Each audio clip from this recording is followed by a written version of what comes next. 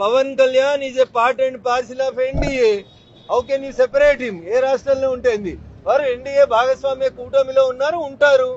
NDA భాగస్వామ్య కూటమిలో ఉన్నటువంటి వాళ్ళు వేరే రాష్ట్రాలకు పోతేనే ఉందా? తప్పకుండా పోతాం. దాన్ని మీరు అడ్డుకునేదేముంది? మీకు ఉన్నదేందని అడ్డుకునేదేందని? భారతీయ జనతా పార్టీ కాశ్మీర్ నుంచి కన్యాకుమారి దాకా ఒంటరిగా అన్ని బూతులలో గెలవడానికి మేము ప్రయత్నం చేస్తా ఉన్నాం. మా భాగస్వామ్య పక్షాల నాయకులు ఎవరైనా మా రాష్ట్రానికి వస్తా ఉన్నా, ఏ రాష్ట్రానికి వస్తా ఉన్నా ప్రజాస్వామ్యబద్ధంగా స్వాగతిస్తాం. దాంట్లో ఇబ్బంది పడాల్సినటువంటి అంశం ఏముంది?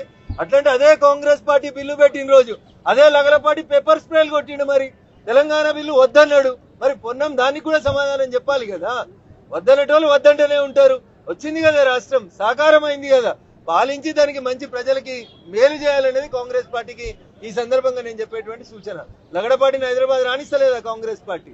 లగడపాటితో సర్వే చేయించుకుంటలేడా రేవంత్ రెడ్డి గారు? కాబట్టి మాటలు అవసరం ఉన్నప్పుడు సెంటిమెంట్ని రెచ్చగొట్టడానికి వాడడం అనేది సరి అయింది కాదనేది నా భావన.